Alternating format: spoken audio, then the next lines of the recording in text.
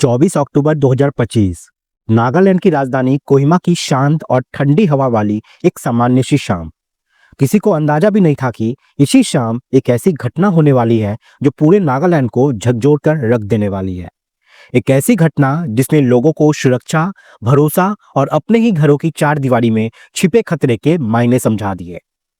22 साल की बीहू जोनू जाओ, एक कामयाब एथलीट, एक डिसिप्लिन्ड स्टूडेंट, भविष्य की चमकती हुई उम्मीद और नागालैंड की राइजिंग बास्केटबॉल स्टार। वो हर शाम की तरह अपने घर से कुछ ही दूरी पर स्थित बास्केटबॉल कोर्ट पहुंचने वाली थी। उसके दोस्त वहां पर पहले से ही मौजूद थे क्योंकि बीहू कभी लेट नहीं होती थी। लेकिन वो शाम 10 से 15 मिनट बीत गए थे, फिर आधा घंटा बीता, फिर 1 घंटा, लेकिन बीहू वहां नहीं आई। उसके दोस्तों ने सोचा शायद घर पर कुछ काम आ गया होगा, लेकिन जब उन्होंने उसे कॉल किया तो उसका फोन नॉट रीचेबल था और ये चीज बीहू जैसी लड़की के लिए बिल्कुल भी नॉर्मल नहीं था। अब उसके दोस्त यहाँ पे पहले सोच रहे थे कि शायद फोन का नेटवर्क चला गया होगा, लेकिन जैसे जैसे रात आगे बढ़ती है बेचैनी बढ़ने लगती है। आखिरकार एक लड़की जो हर दिन समय पर कोर्ट पहुंचती है, अचानक बिना बताए कहाँ गायब हो सकती है। बीहू के दोस्तों ने सीधा उसके घर पहुंचकर दादी से पूछा। दादी ने हैरानी भरे स्वर में बताया कि वो तो शाम को अपने तय टाइम पर ही कोर्ट के लिए निकल गई थी। अब बस इतना सुनते ही सबके चेहरे पर डर साफ साफ झलक रहा था। अब ये मामला सिर्फ लेट होने का नहीं था, ये गुमशुदगी का था। एक ऐसी गुमशुदगी जिसकी शुरुआत घर से मैदान तक के छोटे से दायरे में हुई थी। रात बीत गई, सुबह हो गई, लेकिन वीहू का कोई अता पता नहीं था। लोग घर के आसपास, गली कुचों में, कोर्ट तक जाने वाले हर रास्ते पर खोजबीन कर चुके थे, लेकिन कोई क्लू यहाँ पे नहीं मिल रहा था और ना ही किसी ने बीहू को देखा था, ना ही किसी ने उससे बात की थी। तभी पड़ोस के एक किराएदार ने अचानक सुझाव दिया कि पूरा घर और आसपास के हिस्से को एक बार फिर से चेक कर लेना चाहिए। और ये एक साधारण सी बात थी, लेकिन यही बात बाद में सबसे बड़ा सच उजागर करने वाली थी। सुबह 7:45 में घर के बेसमेंट में बने रिंग वेल के पास लकड़ियां, बोरी और पुराने कपड़ों के नीचे से एक डरावनी हकीकत सामने आती है, और वो थी बीहू की लाश। उसके शरीर के ऊपरी हिस्सों में खून के निशान थे। किसी ने बहुत चतुराई से उसकी बॉडी को छुपाने की कोशिश की थी। अब ये देख पल भर में वहां मौजूद हर शख्स की सांसें थम जाती है, जैसे किसी ने पूरे शहर के दिल पर एक ठंडी तलवार रख दी हो। नागालैंड एक ऐसा राज्य है जिसे देश में महिलाओं की सबसे सुरक्षित बताया जाता है। एनसीआरबी के आंकड़े तो यही कहते हैं। और ऐसी जगह पर 22 साल की लड़की की हत्या, ये खबर जंगल की आग की तरह फैल जाती है। लोग सदमे में थे, गुस्से में थे और सबसे ज्यादा डरे हुए थे। अब सबसे बड़ा सवाल ये था कि आखिर वीहू की मौत कैसे हुई, कौन था जिसने ऐसा किया और क्यों किया। पुलिस ने तो इसे यहां तक ब्लाइंड मर्डर केस तक घोषित कर दिया था। बीहू अपने 4 भाई बहन में सबसे छोटी थी, घर की लाडली, लेकिन हिम्मत और हुनर में सबसे बड़ी। 2022 में नागालैंड ओलंपिक्स में गोल्ड मेडल जीत चुकी थी। नेशनल बास्केटबॉल चैंपियनशिप में एक उभरता सितारा थी। उसका सपना था कि एक दिन वो देश का नाम रोशन करेगी, लेकिन उसकी किस्मत को कुछ और ही मंजूर था। सुबह 8:20 में कोहिमा पुलिस मौके पर पहुंचती है। उन्होंने प्रारंभिक जांच शुरू कर दी।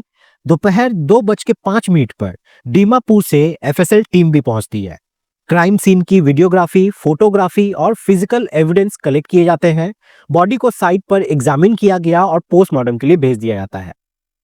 बीहू के पैतृक अंकल भीके थोजोजाऊ ने कोहिमा वुमेन पुलिस स्टेशन में एफआईआर दर्ज करवाई। जांच यहाँ पे तेजी से आगे बढ़ने लगी थी, पर कोई क्लू यहाँ पे मिल नहीं पा रहा था। पोस्टमार्टम रिपोर्ट आने तक कई थ्योरीज सोशल मीडिया पर तैर चुकी थी। किसी ने इसे एक्सीडेंट बताया, किसी ने बदनीयती का मामला बताया, किसी ने इसे बाहरी लोगों की करतूत बताई, लेकिन पोस्टमार्टम ने सारी अटकलों पर ब्रेक लगा दी है। मौत का कारण था किसी ब्लंट ऑब्जेक्ट से सिर पर किए गए कई वार, यानी ये एक हत्या थी। सबसे चौंकाने वाली बात यह थी कि किसी भी तरह के सेक्सुअल असॉल्ट के निशान नहीं मिले। पुलिस ने परिवार, दोस्तों और पड़ोसियों से पूछताछ की तो बीहू के आंट के जो एडॉप्टेड सन थे सैमुअल, उसने बताया कि क्राइम के दिन घर पर बीहू की दादी थी। उन्होंने पुलिस को यह भी बताया कि दोपहर में वे छत पर पेड़ को पानी देने गई थी। जब नीचे उतरी तो सैमुअल ने बताया कि बीहू बास्केटबॉल प्रैक्टिस के लिए चली गई थी। पुलिस को लग रहा था कि यहाँ कुछ न कुछ तो गड़बड़ है, और ये गड़बड़ पुलिस को तब साफ हुई जब एफएसएल ने बताया कि रिंगविल क्राइम सीन नहीं है, ये एक सेकेंडरी लोकेशन है, यानी कि खून कहीं और किया गया था और अब उसे लाश को वहां पे लाके रखा गया था। अब इन्हीं के आधार पर टीम ने खोज करना शुरू किया। अब यहाँ पे जो खून के ट्रेसेस थे वो रिंगवेल से घर तक जा रहे थे और फिर घर के अंदर तक भी गए थे। अब धीरे धीरे फॉरेंसिक एक्सपर्ट्स खून की कहानी को समझने लगे थे। पहला बड़ा खुलासा ये हुआ कि बिहू की हत्या घर के अंदर ही हुई थी। उसकी अंतिम मोबाइल लोकेशन भी घर के अंदर ही थी। खून के निशान ड्रैग पैटर्न में थे, यानी बॉडी को घसीट कर ले गया गया था। अब ब्लड के ट्रेसेस पुलिस को किचन तक ले गए। किचन में हेवी ब्लड पुलिंग हुई थी, यानी कि यही प्राइमरी क्राइम सीन था। लेकिन यही कहानी खत्म नहीं होती। किचन से खून के निशान एक कमरे तक भी जा रहे थे और वो कमरा था खुद सैमुअल का। सैमुअल यानी कि बिहू के आंट का एडॉप्टेड सन, जिससे उसका खून का कोई रिश्ता नहीं था। जब पुलिस ने सैमुअल को पूछताछ के लिए बुलाया तो उसके बयान बार बार बदलते रहे और ये नर्वस होकर अंत में दबाव में यहाँ पे टूट जाता है।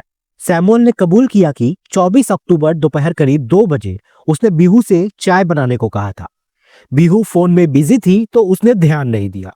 दोबारा कहने पर बिहू ने पलटकर तीखा जवाब दिया और इतनी सी बात पर सैमुअल इतना भड़क गया कि गुस्से में उसने आग जलाने वाली लकड़ी से बिहू के सर पर कई वार किए, जिससे बिहू की वहीं पे मौत हो जाती है। अब ये देख सैमुअल यहाँ पे घबरा जाता है क्योंकि वो इसके लिए तैयार नहीं था। उसने इन्वर्टर बॉक्स पर रखे स्वेटर से खून रोकने की कोशिश की, फिर खून को फर्शों से साफ किया और उन कपड़ों को गटर में फेंक दिया। बिहू का फोन तोड़ा और डंपिंग ट्रक में फेंक दिया। रात भर बिहू की लाश उसके बिस्तर के नीचे छुपाए रखा और सुबह उसे ड्रैग कर रिंगवेल के पास छुपा दिया। अब सुनने में जितना ये डरावना लग रहा है, हकीकत उससे कहीं ज्यादा दर्दनाक थी। अब यहाँ सवाल ये उठने लगे कि क्या दादी और उसकी आंट को सब कुछ पता था? क्या घर में इतना कुछ हो गया और किसी को कुछ आवाज तक नहीं आई, किसी को कुछ भनक तक नहीं लगी, किसी ने कोई यहाँ पे हलचल तक महसूस नहीं की? अब ये सब देख शक तो उनके तरफ भी जा रहा है, लेकिन पुलिस का कहना था कि सैमुअल ही सोल कल्प्रिट है और बाकी जांच जारी है। अब ये सब सुनकर आप खुद सोचिए कि क्या सच में कुछ एक सेकंड का गुस्सा किसी की जिंदगी खत्म कर सकता है? ये बात सच में सोचने वाली है। एक 22 साल की एक होनहार खिलाड़ी जिसके आगे पूरा भविष्य था, कल वो हमारे देश की गौरव बन सकती थी, लेकिन आज वो नहीं रही। दोस्तों, इस पूरे घटनाक्रम को सुनाने का उद्देश्य किसी को परेशान करना नहीं है, किसी का दिल दुखाना नहीं है, बल्कि आपको जागरूक करना है, आपको सचेत करना है। आप सब लोग अपना ख्याल रखें, सुरक्षित रहें। जय हिंद, जय भारत।